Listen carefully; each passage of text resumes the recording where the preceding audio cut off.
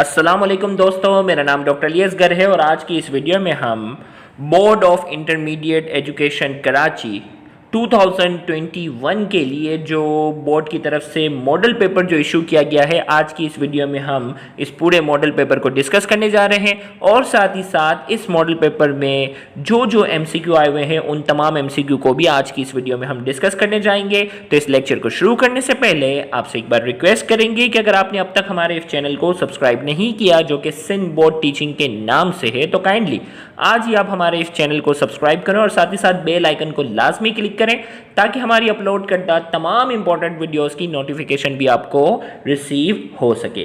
तो आइए हम स्टार्ट करते हैं। Board of intermediate education Karachi HSC annual examination 2021 model question paper जो है वो 2021 का जो है वो इशू कर दिया गया है। हम वन बाय वन तमाम सब्जेक्ट के मॉडल पेपर को डिस्कस करने जाएंगे और आज की इस वीडियो में हम जोलॉजी पेपर 2 यानी सेकेंड ईयर प्री मेडिकल के जोलॉजी के पेपर को आज की इस वीडियो में डिस्कस करने जा रहे हैं। तो याद रहे कि टोटल ड्यूरेशन जो है वो इस पेपर का रखा गया है 1 hours and 30 minutes। 1 घंटा और 30 मिनट का ये जो है वो आपका पेपर होगा जिसमें 30 मिनट्स जो है वो एमसीक्यू के लिए होंगे। और याद रहे एमसीक्यू के जो मार्क्स हैं वो 22 हैं। एमसीक्यू के मार्क्स कितने हैं? 22। टोटल जोलॉजी का जो पेपर है वो 45 नंबर का है जिसमें से 22 नंबर जो है वो सिर्फ और सिर्फ एमसीक्यू को दे दिए गए हैं। अगर आप एमसीक्यू सही कर लेते हैं आप पेपर में पास हो गए। इतनी गोल्डन अपॉर्चुनिटी आपके पास है। और ज़हीन बच्चों के लिए क्या है, आप इस पार्ट में 22 में से 22 नंबर ले सकते हैं। आपको पता है ना, बकिया पार्ट में जो है वो कहीं ना कहीं नंबर कटने के चांसेस हैं। यहां आपने सही आंसर दिए हैं और आपको क्या मिल जाएंगे? फुल मार्क्स मिलेंगे। तो फर्स्ट 30 मिनट्स जो है पहले आधे घंटे में आपको जो है वो 22 एमसीक्यू दिए जाएंगे। अभी हम इन तमाम एमसीक्यू को डिस्कस भी कर रहे हैं लेकिन इससे पहले हम पूरा पेपर डिस्कस करेंगे। तो पहले आधे घंटे के अंदर आपको एमसीक्यू का पेपर दिया जाएगा जिसमें ये पूरे 22 एमसीक्यू होंगे। अभी हम इन तमाम एमसीक्यू को डिस्कस भी करेंगे। फिर इसके बाद आता था सेक्शन बी। सेक्शन बी के जो मार्क्स है वो 14 मार्क्स हैं जिसमें है attempt any 4 question from reasoning question and 3 from non reasoning question. याद रखिएगा 4 और 3 7 बन जाते हैं। एक गौर से सुनिएगा, एक क्वेश्चन के जो नंबर हैं वो क्या है? 2। तो 7 मल्टीप्लाई बाय 2 कितना हो गए? 14। अब इसमें all questions carry equal marks. बकिया देखो इस पूरे पार्ट के लिए आपको 1 घंटा दिया गया। एमसीक्यू के लिए आधा घंटा था और बकिया जो पार्ट दिया जाता है उसमें पूरा 1 घंटा दिया जाएगा जिसमें रीजनिंग क्वेश्चन है आपके सामने। और याद रखिएगा ये जितने भी साइंटिफिक रीजन है हमारे YouTube channel Sindh board teaching पर एक एक करके हम तमाम अपलोड कर देंगे। कुछ ऑलरेडी हमने साइंटिफिक रीजन अपलोड भी किए हैं लेकिन इंशाल्लाह ये तमाम साइंटिफिक रीजन हम जो है वो YouTube channel Sindh board teaching पर हम अपलोड करेंगे। तो ये तमाम आपके सामने इतने सारे साइंटिफिक रीजन हैं, इनमें से कोई भी 4 अटेम्प्ट करने हैं। 1 2 3 4 5 6 7 8 9 10 11। इसमें से मोस्ट प्रोबेबली रिपीट भी हो जाते हैं। याद रखिएगा तकरीबन 10 के करीब जो है वो 10-12 के करीब साइंटिफिक रीजन दिए गए हैं यहाँ एज अ सैंपल के तौर पर। तो इनमें से आपको जो है वो 4 साइंटिफिक रीजन जो है वो अटेम्प्ट करने होते हैं। इसी तरीके से नॉन रीजनिंग क्वेश्चन की अगर हम बात करते हैं, नॉन रीजनिंग क्वेश्चन आपने जो है वो 3 अटेम्प्ट करने हैं। और इसमें भी आपके सामने देखो टाइप्स ऑफ जॉइंट ऑलरेडी हम रजिस्टर्ड ग्रुप में कर चुके हैं, फंक्शन ऑफ लीवर कर चुके हैं, कॉर्टिकल एंड जक्स्ट्रामेडुलरी नेफ्रॉन हम कर चुके हैं। इसी तरीके से differentiate between sympathetic and parasympathetic nervous system कर चुके हैं, ऑब्जेक्शन ऑफ लामार्क कर चुके हैं। तो ये सारी चीज़ें हैं। इन तमाम सवालात को भी देखेंगे और इनमें से कोई ऐसा क्वेश्चन जो हमने रजिस्टर्ड ग्रुप में ना किया हो तो वो भी हम करवा देंगे। फिर आ जाता है सेक्शन सी। सेक्शन सी में अटेम्प्ट एनी 1 क्वेश्चन। याद रखिएगा attempt any 1 question, all question carry equal marks. और इसके नंबर हैं टोटल 9 नंबर है, मतलब एक सवाल बन जाता है। गौर से सुनिएगा 9 नंबर बन जाते हैं, एक सवाल बन गया 4.5 नंबर का। तो इसमें लिखा हुआ ड्रॉ लेवल डायग्राम वेयर नेसेसरी। कोई ऐसा सवाल हो जहां डायग्राम की नीड हो वहां बनानी भी पड़ेगी। तो पहला सवाल आपके सामने देखो भाई, क्वेश्चन 3 4 5 और 6 यहाँ दिए गए हैं और हर क्वेश्चन का ए बी पार्ट होगा। उसमें से कोई भी एक अटेम्प्ट करना होगा। जो अटेम्प्ट करोगे उसका ए भी अटेम्प्ट करना होगा और बी पार्ट भी अटेम्प्ट करना होगा। जैसे यहाँ define thermoregulation and explain thermoregulation in mammals, registered group में हम ऑलरेडी सॉल्व कर चुके हैं। Discuss homeostatic function of liver. देखो लीवर शॉर्ट में भी था, लॉन्ग में भी था। लॉन्ग में हमने बहुत डिटेल में करवाया हुआ है, आपने एज इट इज जैसे हमने लिखवाया है वैसे ही आपने करना होगा। Define muscles and describe in detail structure of skeletal muscle, already detail में हमने करवाया हुआ है। Describe the mechanism of contraction of skeletal muscle, ये भी सारी चीजें डिटेल में हो चुकी हैं। Define ovarian cycle and describe the phases of menstrual cycle in detail with the help of level diagram, already detail में डिस्कस हो चुका है। Describe in detail central nervous system in brain, diagram is not required. Brain का जो है वो हमने जो है वो सेंट्रल नर्वस सिस्टम में ब्रेन और स्पाइनल कॉर्ड आ जाता है, ये आपने डिटेल में करना है। Explain the process of spermatogenesis और oogenesis, ऑलरेडी डिटेल में डिस्कस हो चुका है। What is biotechnology? Explain the fourth step of recombinant DNA technology. recombinant DNA technology जो है वो हमने जो है वो ऑलरेडी डिटेल रजिस्टर्ड ग्रुप में हमने करवा दिया है। इसी तरीके से right a note on DNA fingerprinting, DNA fingerprinting के ऊपर नोट भी हमने ऑलरेडी करवा दिया। मतलब सेक्शन सी का रजिस्टर्ड ग्रुप के अंदर तकरीबन सारे सवाल ही जो है वो हम डिस्कस कर चुके हैं। वो स्टूडेंट जो बाद वाले ग्रुप में हैं तो वो आहिस्ता आहिस्ता जैसे ही चैप्टर में पहुंचेंगे इन तमाम सवालात के चीज़ें जो है वो डिस्कस हो चुकी हैं। तो मेनली जो हमें करना होगा, नॉन रीजनिंग में से कोई ऐसा सवाल जो अब तक डिस्कस ना हुआ हो, और इसी तरीके से जो है वो रीजनिंग सारे रीजन हम जो है वो हम पूरे एक्सप्लेन करेंगे इंशाल्लाह। तो इसमें परेशान होने की जरूरत नहीं है। आइए आज की इस वीडियो में मैं मॉडल पेपर के एमसीक्यू को एक्सप्लेन करता हूं। इसमें पूछा जा रहा है which one of the following is the functional unit of excretory organ in vertebrates. Vertebrates की बात हो रही है, पहले एमसीक्यू की बात हो रही है। वर्टिब्रेट्स का एक्सक्रीटरी ऑर्गन कौन सा है? Option A protonephridia, option B metanephridia, option C Malpighian tubule और ऑप्शन डी नेफ्रॉन। याद रखिए कि एग्जाम में ए बी सी का देखो यहाँ पॉइंट नहीं, आपने पूरा पूरा ऑप्शन लिखना होता है, ये तो मालूम है आपको। तो वर्टिब्रेट के अंदर जो एक्सक्रीटरी ऑर्गन होता है वो कौन सा है? नेफ्रॉन। तो इसका करेक्ट आंसर हमारे पास जो है वो nephron is the correct answer. अगला सवाल है किडनी स्टोन और calculi are 70% compose of. Kidney stone और कैलकुलाई जो 70% होते हैं वो किस चीज़ के बने होते हैं? Calcium, calcium phosphate, magnesium phosphate, sodium oxalate. तो इस एमसीक्यू का करेक्ट आंसर क्या है? Calcium phosphate. जितने भी स्टोन होते हैं उसमें तकरीबन 70% स्टोन जो होते हैं वो कैल्शियम फॉस्फेट के होते हैं। आगे, the locomotion in snail take place with the help of. Snail के अंदर जो लोकोमोशन होती है वो किसकी मदद से होती है? Muscular foot, muscular arm, tentacles, jet propulsion. तो लोकोमोशन इन स्नेल वाला टॉपिक जिन्होंने पढ़ाया है हमारे रजिस्टर्ड ग्रुप में उनको आसानी मालूम है कि मस्कुलर फुट के जरिए जो है वो लोकोमोशन होती है स्नेल में। आगे, smooth muscles are found in. Smooth muscle इनमें से कहाँ पाए जाते हैं? Heart, skeleton, hollow structure, nerve. तो स्मूथ मसल कहाँ पाए जाते हैं? Smooth muscles are found in hollow structure. Hollow structure में क्या देखो भाई, हार्ट के अंदर तो कार्डिक मसल है, स्केलेटन के अंदर स्केलेटल मसल है, नर्व के अंदर तो मसल ही नहीं है, न्यूरॉन्स की बात हो रही होती है। तो होलो स्ट्रक्चर मतलब डाइजेस्टिव सिस्टम में होता है ना, oesophagus, stomach, small intestine, large intestine, ये सारे होलो स्ट्रक्चर है। और इन होलो स्ट्रक्चर के अंदर क्या होते हैं? स्मूथ मसल्स पाए जाते हैं। अगला सवाल हमारे पास है which one of the following is a locomotory organ of class मेस्टिगोफोरा।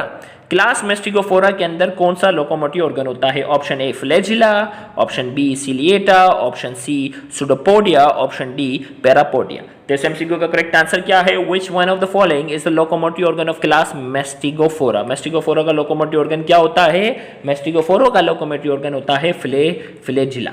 इस एमसीक्यू का करेक्ट आंसर क्या है? फ्लैजिला। फ्लैजिलेट जो होते हैं, फ्लैजिलेटा को मेस्टिगोफोरा भी कहा जाता है, जिसमें यूग्लिना आ जाता है आपके पास। तो ये हमारे पास क्या है? और ट्राइपेनोसोमा आता है। तो ये फ्लैजिला के जरिए मूव करते हैं। अगला एमसीक्यू है knee jerk is an example of. Reflex section का टॉपिक हमने रजिस्टर्ड ग्रुप में पढ़ाया हुआ है, जिसमें आपने मोनोसाइनेप्टिक रिफ्लेक्स, जिसमें जो है वो दो न्यूरॉन होते हैं, एक साइनेप्स इन्वॉल्व होता है, और पॉलीसाइनेप्टिक होते हैं जिसमें एक से ज़्यादा साइनेप्स इन्वॉल्व होते हैं। तो यहाँ कहा जा रहा है knee jerk is an example of polysynaptic, monosynaptic, synaptic, tetrasynaptic. तो knee jerk is an example of monosynaptic reflex. Monosynaptic reflex की क्या है? नी जर्क जो है वो एग्जाम्पल है मोनोसाइनेप्टिक रिफ्लेक्स की। आगे, the cavities which are present in the brain are called. दिमाग के अंदर कुछ कैविटीज होती हैं, ब्रेन का देखो पूरा स्ट्रक्चर आप जो वो यूट्यूब चैनल पर देख सकते हो, बल्कि वो लेक्चर पब्लिक है। जो रजिस्टर्ड नहीं भी हैं वो भी ह्यूमन ब्रेन का टॉपिक जो है वो सर्च कर सकते हैं, सिंबो टीचिंग पर वो देख सकते हैं। तो the cavities which are present in the brain, brain के अंदर जो कैविटीज होती हैं वो क्या कहलाती हैं? एट्रियम, सैक, वेंटिकल या ऑरिकल। तो इसका करेक्ट आंसर क्या है? वेंटिकल। तो वेंटिकल मैंने आपको बताया भी होंगे, लेटरल वेंटिकल, थर्ड वेंटिकल, फोर्थ वेंटिकल, जो कि एमबीबीएस लेवल की चीज़ है, लेकिन मैंने फिर भी ह्यूमन ब्रेन के पार्ट में अच्छे से एक्सप्लेन करने की पूरी कोशिश की है। तो वेंटिकल इसका करेक्ट आंसर है। आगे, glucagon, ADH, oxytocin belong to which of the following. Glucagon, antidiuretic hormone, oxytocin belong to which of the following, किससे ताल्लुक रखते हैं? Enzymes, peptide hormones, steroid hormone, modified hormones. तो ग्लूकागोन, एडीएच और ऑक्सीटोसिन जो है उनका ताल्लुक जो है वो पेप्टाइड हार्मोन से है। याद रखिएगा हार्मोन्स वाला लेक्चर है जिसमें हार्मोन की क्लासिफिकेशन हमने पूरी डिस्कस की हुई है, protein hormone, peptide hormone, steroid hormone और मॉडिफाइड हार्मोन। तो जिसमें हमने पेप्टाइड हार्मोन के एग्जांपल के अंदर हम ऑलरेडी पढ़ चुके हैं, ग्लूकागोन, एडीएच और ऑक्सीटोसिन जो है वो पेप्टाइड हार्मोन की एग्जांपल है। फिर आगे हमसे कहा जा रहा है the part of brain involve in long term memory, दिमाग का कौन सा हिस्सा है जो लॉन्ग टर्म मेमोरी में इन्वॉल्व है? Option A amygdala, option B hippocampus, option C hypothalamus, option D thalamus. तो लॉन्ग टर्म मेमोरी की बात जब भी आ जाएगी तो लॉन्ग टर्म मेमोरी का ताल्लुक जो है वो किससे है? हिप्पोकैम्पस से है। तो बी इज करेक्ट आंसर। आगे जो है वो कहा जा रहा है somatotropin hormone is responsible for, somatotropin hormone किसके लिए रेस्पॉन्सिबल है? Sperm production, melanin production, production of milk या ग्रोथ। तो याद रखिएगा सोमेटोट्रोपिन जो है वो ग्रोथ हार्मोन का दूसरा नाम है। सोमेटोट्रोपिन जो है वो किसका दूसरा नाम है? ग्रोथ हार्मोन का दूसरा नाम है, लिहाजा ग्रोथ हार्मोन का ताल्लुक किससे है? ग्रोथ से। तो इसका करेक्ट आंसर हमारे पास क्या है? डी। अगला सवाल है the end of the fertility in human female is called, human female के अंदर जो फर्टिलिटी एंड हो जाती है उसे क्या कहते हैं? Option A menopause, option B lactation, C ovulation, D gestation. तो एंड ऑफ फर्टिलिटी जो ह्यूमन फीमेल के अंदर होती है वो क्या कहलाती है? मीनोपॉज कहलाती है। और इसका करेक्ट आंसर हमारे पास जो है वो ऑप्शन ए है। अगला the total number of polar bodies in oogenesis are, oogenesis का पूरा प्रोसेस हमने डिटेल में डिस्कस किया था और आपको मालूम है कि oogenesis के एंड में एक ओवम बनता है और 3 पोलर बॉडीज बनती है। तो देखते हैं कौन सा ऑप्शन है? 4, 6, 9 और 3। तो करेक्ट आंसर हमारे पास क्या है? 3 is the correct answer. Total number of polar bodies जो oogenesis में बनती हैं, at the end of oogenesis एक ओवम बनता है और 3 पोलर बॉडीज बनती हैं। आगे ventral roots of spinal cord contain axons of, spinal cord के अंदर वेंट्रल रूट्स होती हैं और डोर्सल रूट होती है। डोर्सल रूट के अंदर सेंसरी न्यूरॉन होता है और वेंट्रल रूट्स के अंदर क्या होते हैं? Motor neuron. तो ये हमने अपने स्पाइनल कॉर्ड वाले लेक्चर में डिटेल में डिस्कस किया हुआ है। तो ventral roots of spinal cord contain axons of motor neuron, ventral neuron roots के अंदर क्या होते हैं? मोटर न्यूरॉन पाए जाते हैं। आगे the cell of pancreas which are responsible for the production of insulin is, pancreas के अंदर कौन से सेल होते हैं जो इंसुलिन बनाने में जो है वो अहम किरदार अदा करते हैं? हमें वो बताना है। तो ऑप्शन ए बीटा सेल, गेमा सेल, अल्फा सेल और ड्राई सेल। तो याद रखिएगा बीटा सेल जो होते हैं वो इंसुलिन बनाते हैं और अल्फा सेल जो है वो ग्लूकागोन बनाते हैं। ये हमने डिटेल में डिस्कस किया हुआ है पेंक्रियाज वाले लेक्चर में। तो याद रखिएगा इंसुलिन की बात हो रही है तो correct answer is option A beta cell. अगला सवाल है which of the following is the correct order, development के लिहाज से हमें करेक्ट ऑर्डर बताना है। ऑप्शन ए में कहा जा रहा है morula, cleavage, blastula, blastula, gastrula, morula, cleavage, morula, blastula, neurula, morula, blastula. तो याद रखिएगा सबसे पहले होती है क्लीवेज, क्लीवेज के बाद मोरूला बनता है और मोरूला जो है वो मलबरी टाइप का स्ट्रक्चर, उसमें जब कैविटी बनना शुरू हो जाती है तो फिर वो किस में कन्वर्ट हो जाता है? ब्लास्टूला में। लिहाजा इसका करेक्ट आंसर हमारे पास जो है वो C is the correct answer, cleavage, morula, blastula. अगला सवाल है the non coding sequence of gene art. अब जीन डीएनए की अगर बात करते हैं उसमें कोडिंग सीक्वेंस होती है और एक नॉन कोडिंग सीक्वेंस होती है। कोडिंग सीक्वेंस जो होती है वो एक्सोन कहलाती है और नॉन कोडिंग सीक्वेंस जो होती है वो क्या कहलाती है? इंट्रॉन कहलाती है। क्या कहलाती है? नॉन कोडिंग सीक्वेंस की बात हो रही है और नॉन कोडिंग सीक्वेंस क्या है? Intron is the correct answer, C is the correct answer. अगला सवाल है which of the following can serve as a vector in recombinant DNA technology, recombinant DNA technology के अंदर कौन सा वेक्टर के तौर पे काम करता है? Option A plasmid, option B bacteriophage, option C algae और ऑप्शन डी मॉस्किटो। तो याद रखिएगा which of the following can serve as a vector in recombinant DNA technology, recombinant DNA technology. देखो इसमें दोनों ऑप्शन सही है।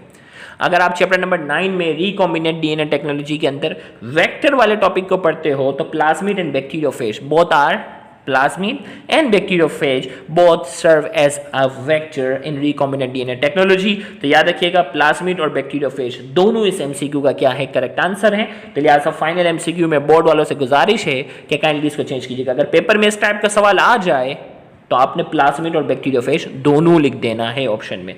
आगे unifactorial defect, unifactorial defect refer to, unifactorial defect के अंदर क्या डिफेक्ट होता है? One gene, many gene, environmental factor, genome.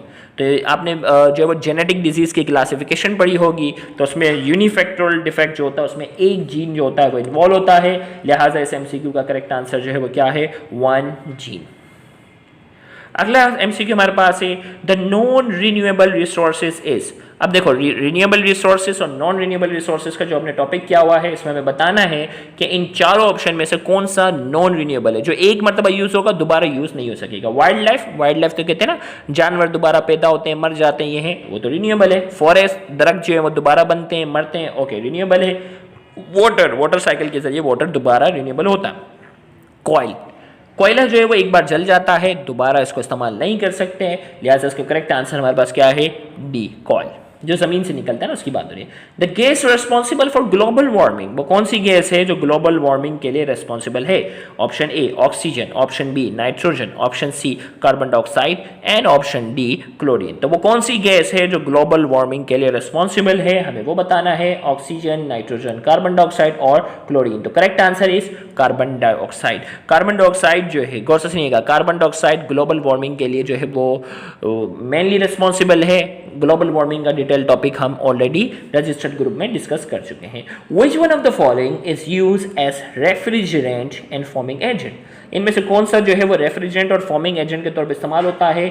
Option A oxygen, option B nitrogen और option C chlorofluorocarbon and option D chlorine. तो विच ऑफ द फॉलोइंग?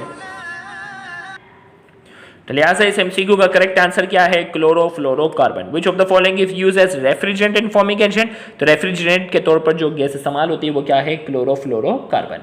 और last हमारे पास है which one of the following is not vestigial organ found in man? Vestigial organ found in man पर पूरा detail topic जो है वो रजिस्टर्ड ग्रुप में डिस्कस हो चुका है। तो हमें बताना है which one of the following is not vestigial organ found in man. इंसान आदमियों के अंदर जो है वो कौन सा वेस्टिजियल ऑर्गन नहीं है? Coccyx vestigial organ in man के एग्जाम्पल है, टेल बोन भी कहलाती है, vermiform appendix vestigial organ in man के एग्जांपल है, air muscle vestigial organ in man के एग्जांपल है। लिहाजा इस एमसीक्यू का करेक्ट आंसर हमारे पास क्या है? आईलिड। आईलिड तो हमारी वर्क करती है ना, आंखें बंद करने का काम कर रही होती है, लिहाजा आईलिड जो है वो वेस्टिजियल ऑर्गन नहीं है। वेस्टिजियल ऑर्गन वो है जो पहले ज़माने के इंसानों के अंदर जो है वो काम करते थे, लेकिन अब वक्त गुजरने के साथ साथ जो है वो इंसानों के अंदर ये सही से काम नहीं करते।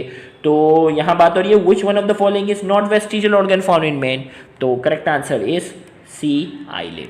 तो इंशाल्लाह आज की इस वीडियो में हमने ज़ूलॉजी के मॉडल पेपर को डिस्कस किया, साथ ही साथ इसके एमसीक्यू को सॉल्व किया। इंशाल्लाह इसके सेक्शन बी और सी से रिलेटेड जो जो सवाल हैं जो रजिस्टर्ड ग्रुप में डिस्कस नहीं हो चुके, हम पूरे वहाँ जो है वो सॉल्व करेंगे इंशाल्लाह नोट्स की फॉर्म में। तो बच्चों को परेशान होने की ज़रूरत नहीं है, और वो बच्चे जो अब तक रजिस्टर्ड नहीं है तो वो रजिस्ट्रेशन आने वाले नए ग्रुप में करवा सकते हैं। इंशाल्लाह अगली वीडियो में हम जो है वो अगले मॉडल पेपर को, नेक्स्ट सब्जेक्ट के मॉडल पेपर को डिस्कस करेंगे, तो उस वीडियो को भी देखना मत भूलिएगा। Thank you very much. अल्लाह हाफ़िज़।